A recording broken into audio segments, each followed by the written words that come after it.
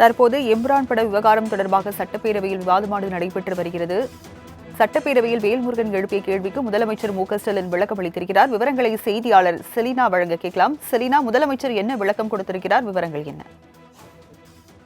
இம்ரான் படம் தொடர்பாக சட்டப்பேரவையில் குறிப்பாக சட்டமன்ற உறுப்பினர் வேல்முருகன் கேள்வி எழுப்பியிருந்தார். முல்லை பெரியாறு அணை உடைவது போன்ற காட்சிகள் இம்ரான் படத்தில் இடம்பெற்றிருக்கிறது. தமிழிலும் வெளியாகி இருப்பது என்பது தமிழ்நாட்டில் தற்பொழுது இந்த படம் என்பது திரையாகி கொண்டிருக்கிறது என்ற தொடர்பான கேள்வியை எழுப்பியிருந்தார். இதற்கு பதிலளித்த அவை முன்னவர் துரைமுருகன், படத்தை நான் பார்க்கவில்லை, பார்த்தவர்கள் கூறியதை கேட்டவுடன் பயமாகவும் கோபமாகவும் வருகிறது என்று தெரிவித்தார்.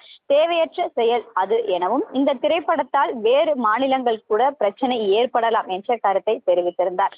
இதற்கு முதலமைச்சர் பதிலளித்திருந்தார். குறிப்பாக சென்சாரில் அந்த காட்சிகள் கட் பண்ணவில்லை எனவும், ஆனால் படம் வெளியான பிறகு சர்ச்சைக்குரிய காட்சிகள் அனைத்தும் நீக்கப்பட்டு விட்டது என்று முதலமைச்சர் தெரிவித்திருக்கிறார். குறிப்பாக இம்ரான் படத்தில் முல்லை பெரியாறு அணை உடைவது போன்ற காட்சிகள் என்பது இடம்பெற்றிருக்கிறது. அந்த படம் என்பது தமிழிலும் வெளியாகி தற்பொழுது திரையில் வெளியாகி இருக்கக்கூடிய நிலையில் இது சர்ச்சைக்குரிய வகையில் இருக்கும் என்ற கருத்தை வேல்முருகன் தெரிவித்திருந்தார். இதற்கு முதலமைச்சர் மு.க.ஸ்டாலினும் பதிலளித்து பேசியிருந்தார். சென்சாரில் முதல் காட்சி என்பது வெளியிடும் பொழுது அந்த முழுமையான அனைத்து படமும் வெளியாகியிருந்தது என்றும் அதனை கட் செய்யாமல் வெளியிடப்பட்டிருந்தார்கள் என்று தெரிவிக்கப்பட்டிருந்தார்.